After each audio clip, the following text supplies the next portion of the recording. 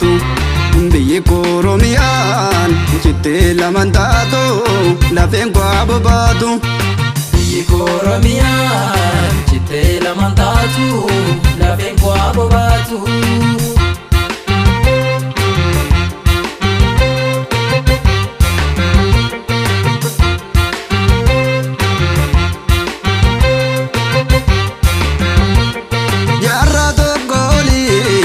Alagaan sidhaane qabeenya keerratti hidhee si waraane har'a garuu ilmaan kee hidhannee kaaneerra si oolchuuf baaneerra.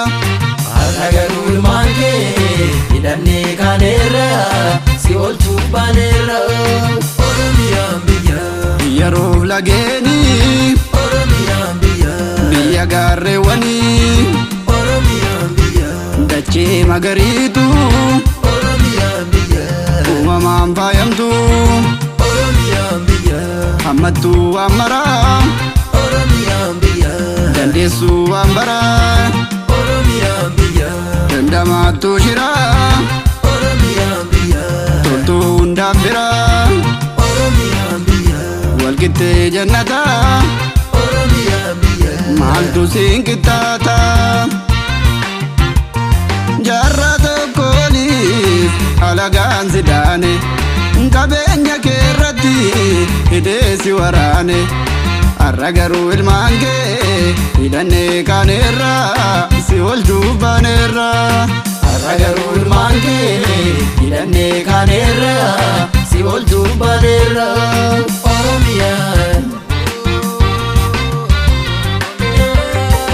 Oromiyaan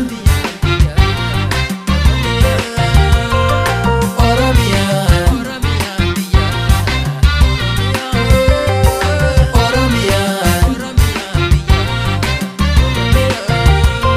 Diinni kee dhummatee yoo si nyaachuuf fiigee dabarsee si laaddu sin oolfataniigee dararaa damnamee of dhiisee si tiksaa utubaa diina kees hundeedhaan anjigsaa waadaa kee dagaddeen galfata kee nyaadhoo du'een bada malee siin ormaaf hin laadhoo.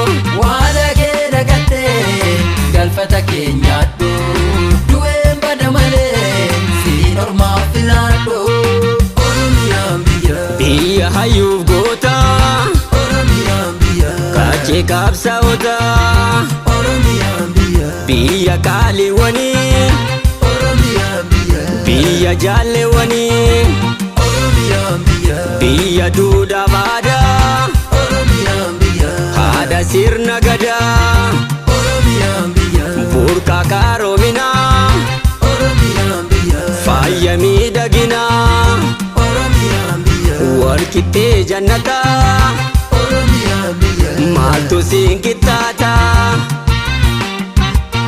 Waadaa kee dagaddeen galfata kee nyaadhoo du'een bada malee siin ormaaf hin laadhoo.